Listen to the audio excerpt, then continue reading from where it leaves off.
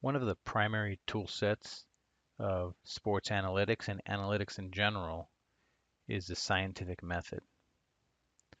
So we're going to explore what the scientific method is about, and you've probably heard it before in science class, but we'll look at specifically what a hypothesis looks like and some features of a scientific study.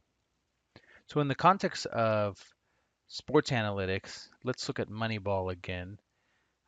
When somebody refers to Moneyball, it's really just primarily the book that Michael Lewis wrote.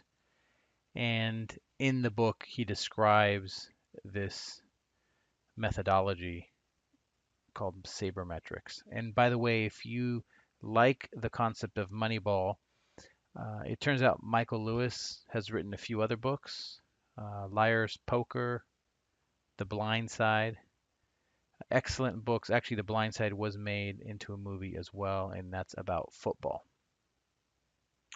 Sabermetrics comes from the acronym SABRE, Society for American Baseball Research, and Bill James, who was actually one of the uh, protagonists of Moneyball, although there's no character for him in the movie, they do refer to him as being the numbers person, the one who came up with all the formulas. He came up with a definition of sabermetrics as being the search for objective knowledge about baseball. And if you were to look at this in generic terms, it's essentially the use of the scientific method as applied to baseball. And yes, this is Bill James here uh, in the middle of this photo, and I am standing next to him in front of Fenway Park, and the person on the left of him is Dr. Andy Andres, who's a friend of mine, who's a professor at Boston University, and you will hear from him in one of the interviews this week. He teaches sabermetrics at Boston University and also is one of the scorers for the Red Sox. Now, the scientific method has a variety of steps: observation, asking questions, doing the research, stating a hypothesis, doing an experiment, etc. So let me talk about these in the context of sports in particular because there may be some slight variations to the standard laboratory study that a physicist or a chemist might do. So, in terms of observation, we have all observed sports from the sideline or have participated in it. So, the type of observation that we make comes from our own personal experience as a fan or a player. From these observations, we define specific questions that, as you read or experienced last week, have to be a statistical question, right? That has both a population and has some variability in it.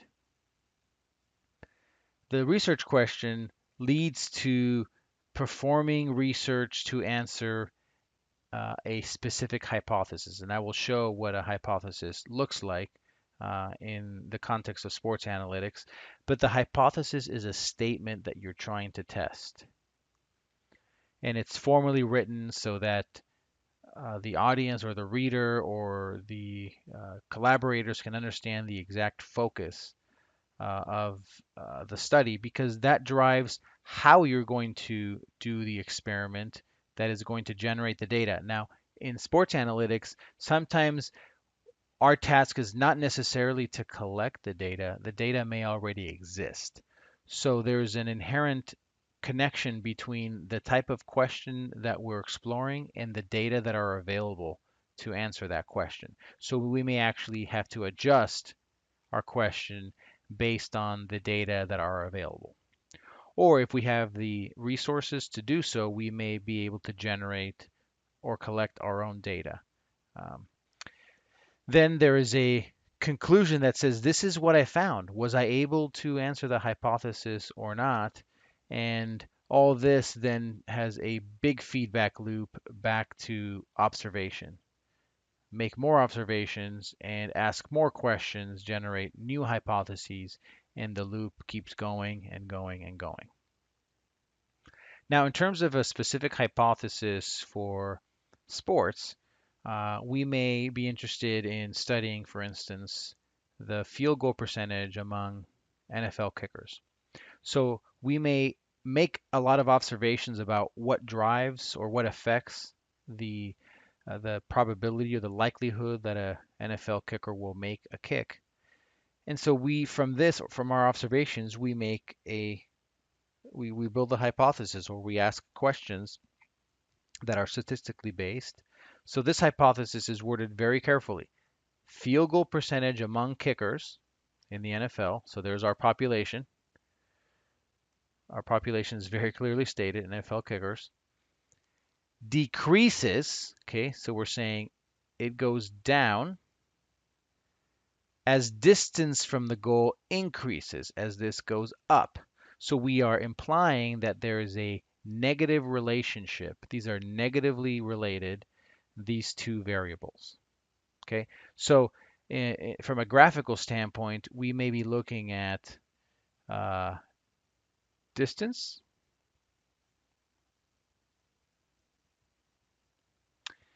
on the x-axis and probability or field goal percentage on the y-axis. And so max would be 100 and 0 would be the minimum.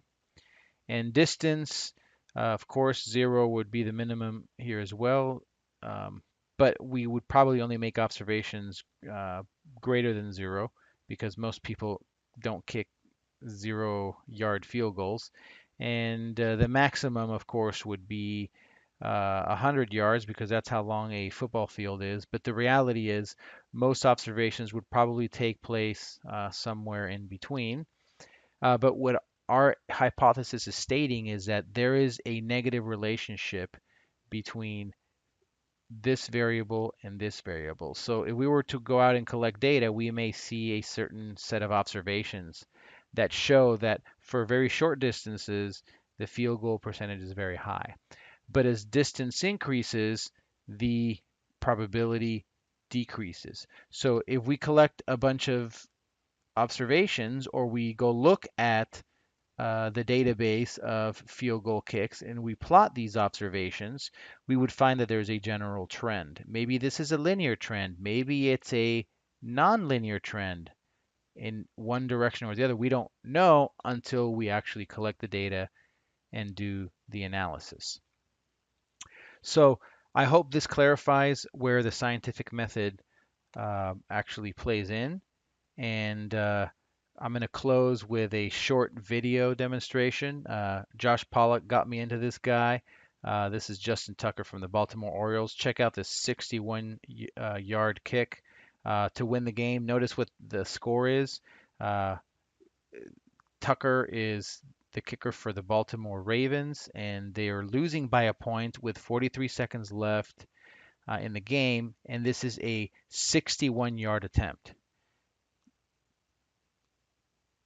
On the way, drifting right, and it is good! It is good! From 61!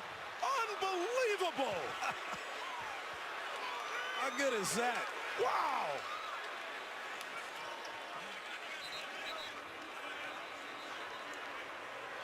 What's that word I used earlier? Majestic.